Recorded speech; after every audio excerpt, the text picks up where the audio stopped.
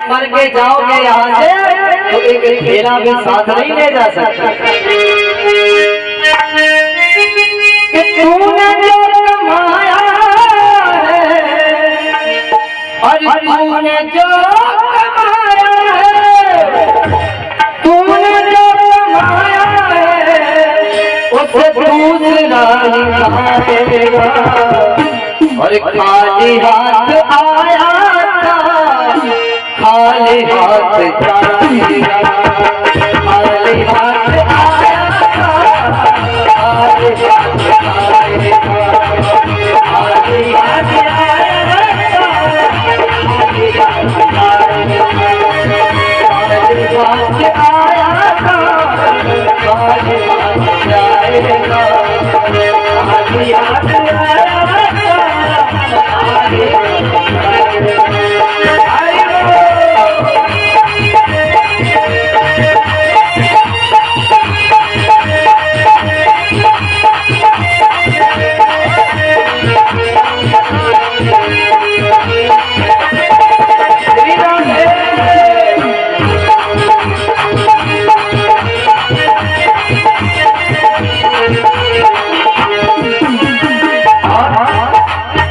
कहता है वो जब तलक ये श्वास है तब तलक ये रिश्ता है, जब तलक ये तब तो सांस टूट जाएगी, सांस टूट जाएगी रिश्ता टूट जाएगा।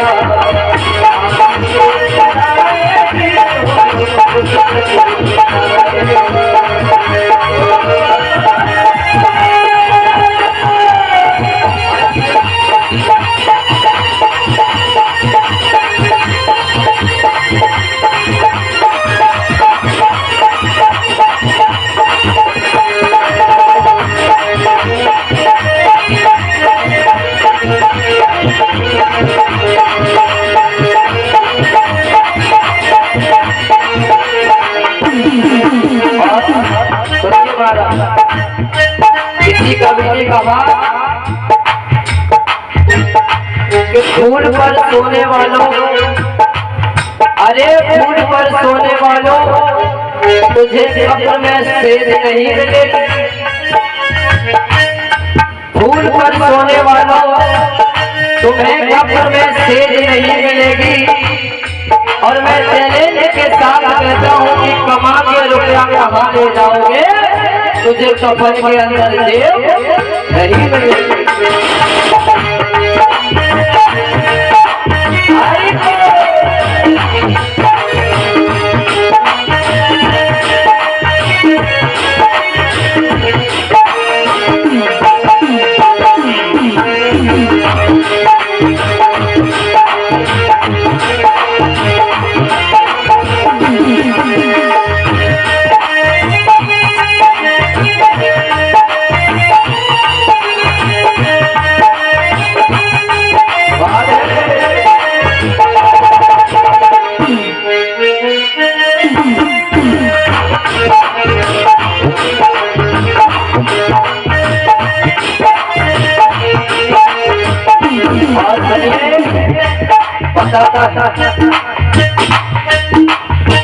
तूने सबके जख्मों पे लगा है सबके मरहम, तूने सबके जख्मों पे लगा है सबके मरहम।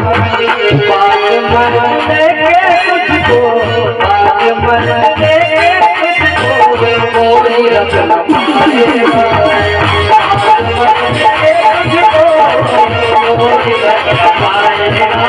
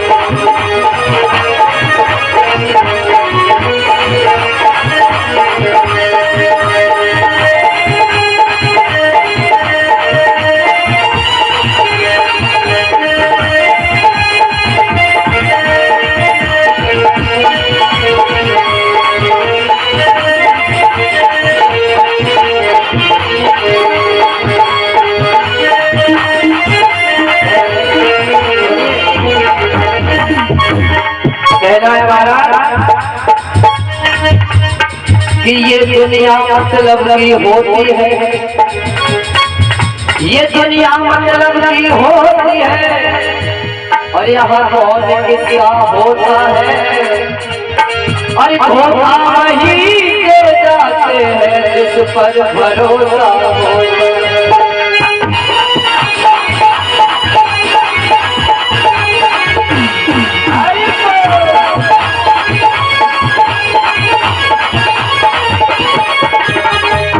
और ध्यान देना, दो पंक्तियां हैं शमशान घाट के बाहर लिखी गई तो हमें अच्छी लगी, हमने लिखी।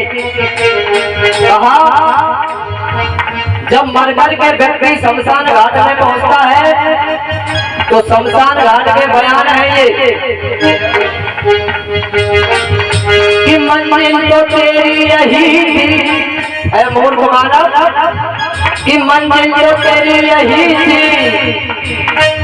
और जिंदगी गुजार दी आते आते, जिंदगी तूने लगा दी आने में, लेकिन आना तुझे यही था, कि मंजिल तो तेरी यही थी, और जिंदगी गुजार दी आते आते,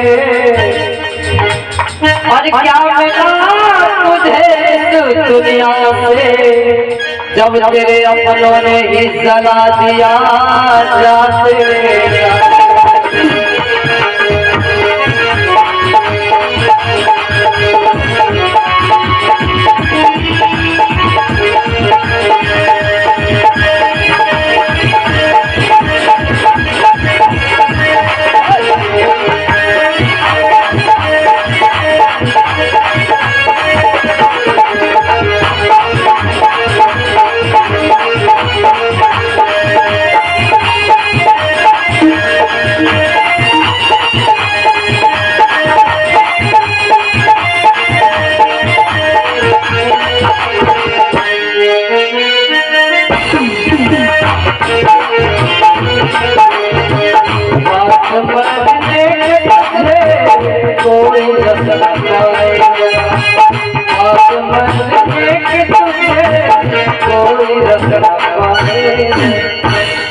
क्या बोलना पड़ेगा?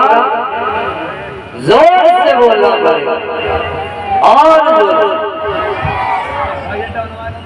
इधर गलती हमारी ना है, हमने ऐसा करी थी, मतलब सिंगल लेवल में उड़ाया थी। प्रेम से बोलिए गोविंद भगवान की, बोलिए मांगे वे हरिलाल की। इधर जितना भी महाराज मुझसे बनेगा, जितना मैंने अपने संतों से गुरुओं से सीखा है, उतना आपके समक्ष राम कथा में प्रवेश करूंगा और आप सभी को श्रवण कराने की एक छोटी सी कोशिश करूंगा, क्योंकि राम कथा गूढ़ है। और अभी ये मुझे 101 रुपए हमारे ज्येष्ठ भ्राता श्री एलकार सिंह राजपूत जी की तरफ से प्राप्त हुए हैं। एक बार जोरदार तालियों से अभिवादन करेंगे, स्वागत करेंगे। प्रभु से यही प्रार्थना है कि आपके भंडारे सदैव भरे रहे और आप सदैव उन्नति के मार्ग पर प्रशस्त होते रहे, यही उस गोविंद से मेरी कामना है। आओ सरकार।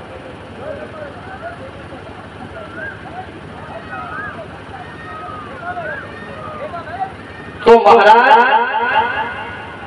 श्री राम कथा, वैसे तो भागवत जी के 9वें स्कंद में राम कथा का वर्णन आया, लेकिन सूक्ष्म रूप से आया, तो उसको मैं जितना हो सकेगा विस्तार से कहूंगा, और किसी किसी जगह पर सूक्ष्म रूप में भी, क्योंकि समय का अभाव है, सभी भक्त जानते हैं।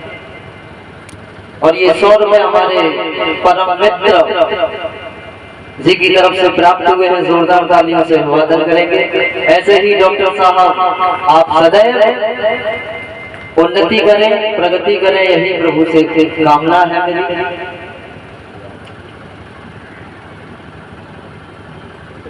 तो सभी लोग मेरे साथ मन और वचन सभी से प्रभु श्री राम की कथा चंद चौपाइयों के माध्यम से श्रवण करेंगे।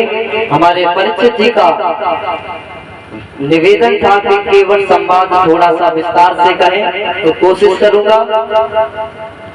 सुनिए। तो महाराज इस धरा धाम पर प्रभु के अवतार लेने के सर्वप्रथम कोई एक कारण नहीं होता, अनेकों अनेक कारण होते थे। किसी एक कारण के वशीभूत होकर मेरे गोविंद इस धरा धाम पर नहीं आते। जब अनन्य कारण हो जाते हैं तब मेरे गोविंद इस पृथ्वी मैया से अधर्म को मिटाने के लिए, पाप को मिटाने के लिए अपने साकार स्वरूप को प्रकट करते, निराकार से साकार में अवतीर्ण होते, प्रकट होते। तुम्हारा अन्य कारण अनेकों अनेक, एक दो कारण आप सभी को सुनाता।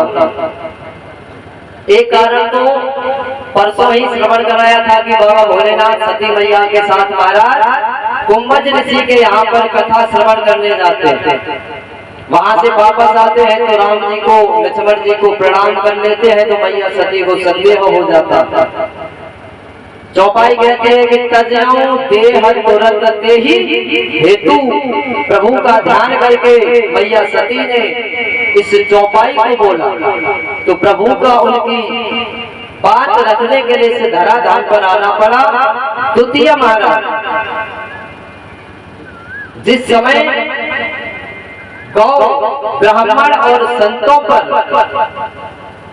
अत्याचार होता है, पापाचार होता है, जब कोई आताताई इन भक्तों को सताता है, तो मेरे गोविंद इस धरा धाम पर अवतार देते हैं। मैंने कल भी बताया था और आज भी बताता हूं कि जड़ चेतन गुण दो समय विश्व कीन करता। महाराज आज हम खुद तैयारी आए, परेशान ना हो, घुमाए ले, टेंशन मत लो। और आपके घर से जो मंगाया था उसमें कुछ पल्ले नहीं पड़ा, इधर से उधर, उधर से इधर है, वो वहीं के वहीं रख के छोड़ आए थे जी। हमें तो लगा कि हाँ ठीक ठाक होगा तो ले लेंगे कुछ, तो आज हम भी महाराज गांव गए थे, पता होगा। तो जिनके संरक्षण में महाराज इतने बड़े हुए और ये शिक्षा दीक्षा हुई, आज उन्हीं से इन्हीं विषयों पर चर्चा भी हो गया। जैसा उन्होंने श्रवण कराया वैसा ही आपको सुनाऊं। क्यों? इस तुच्छ दास की कोई वैल्यू नहीं हमारा, ये शरीर नाशवान है, चाहे हमारा हो चाहे आपका हो, इसकी कोई वैल्यू नहीं है। वैल्यूएशन अगर होती है तो हमारे शब्दों की होती है, वाणी की होती, कर्मों की होती है। तो महाराज एक समय की बात थी, देवर्षि नारद जी को आप सभी लोग जानते हैं। जैसे उन्हें श्राप लगा हुआ था कि 2.5 घड़ी से ज्यादा कहीं रुक नहीं सकते वो। एक बार की बात थी कि देवर्षि नारद जी नारायण नारायण का जाप करते हुए जा रहे थे, बीड़ा बजाते हुए। तो महाराज रास्ते में एक सुंदर उपवन दिखा। नारद जी ने सोचा कि कुछ क्षण विश्राम कर लिया जाए। विश्राम करने के लिए बैठे तो ध्यान लग गया। अब जब ध्यान लग गया उस प्रभु का, तो समय का पता ही नहीं चला। और जब समय का पता नहीं चला महाराज, तो कामदेव डर गया, इंद्र डरा, वो कामदेव के पास पहुंचा कि हमारी मदद करिए। कामदेव ने आके अपनी सारी कलाएं लगा दी, लेकिन देव ऋषि नारद जी का ध्यान भंग नहीं कर सका। और जब ध्यान भंग नहीं कर सका, नेत्र खुले, तो वो डर गया, चरण पकड़ लिए। तो देव ऋषि नारद जी ने कहा, जाओ हम तुमसे कुछ नहीं कहेंगे। वहां से चले और अपने पितामह ब्रह्मदेव के पास पहुंचे। कहा, अरे पिता, मैंने कामदेव पर विजय प्राप्त कर ली। तो महाराज ब्रह्मदेव ने कहा कि अरे बेटा, तुमने ये बात मुझसे तो कह दी, लेकिन भूल के भी ये बात बाबा भोलेनाथ से मत कहना। उनके मन की नहीं हुई तो बोले ठीक है, वहां से चले और सीधे कैलाश पर्वत पर। जिस चीज के लिए मना किया था देवर्षि नारद जी ने बाबा से वही कहा, प्रणाम किया, आशीर्वाद दिया बाबा ने। कैसे आना हुआ? बोले कुछ नहीं प्रभु, इधर से गुजर रहे थे तो सोचा आपके दर्शन करते थे। बोले अच्छी बात है। बोले हुआ तो हुआ प्रभु, मैंने कामदेव को जीत लिया। बाबा भोलेनाथ मुस्कुराए और कहने लगे, अरे बेटा नारद, तुमने ये बात मुझसे तो कही और किससे कही है? बोले अपने पिताश्री से। उन्होंने क्या कहा था? बोले कि आपको बताने से मना किया। बोले ठीक है, मना किया था तो मैंने बता दिया, ठीक है, हम तक सीमित है। लेकिन इस बात को मैं तुम्हें बार बार कहता हूँ कि नारायण से कभी जिक्र मत करना। अब उनकी यहाँ पर भी मन की नहीं हुई तो महाराज मन की मन में रह गई, वहां से प्रणाम भी नहीं किया, निकल पड़े। सीधे वैकुंठ लोक में पहुंचे तो मेरे प्रभु ध्यान मग्न है, लक्ष्मी मैया चरणों को चाप रहे। पहुंचे, जैसे ही प्रभु ने नारायण शब्द का उच्चारण सुना, नेत्र बोले, सत्कार किया, क्योंकि संत स्वरूप है। वार्तालाप हुआ तो उनसे भी कह बैठे कि हे नारायण, हुआ सो हुआ, आज मैंने कामदेव को जीत लिया। भगवान बोले ये तो अच्छी बात है, आप तो संत है। भगवान ने उनके मन की बात कर दी, उनके मुंह पे बड़ाई कर दी। कहा ये तो संत की महिमा है, संतों की ही महिमा है कि हम इस संसार का भरण पोषण पालन पोषण करते। ये आपकी ही महिमा है संतों की, जिसके बल पर ब्रह्मदेव सृजन करते हैं।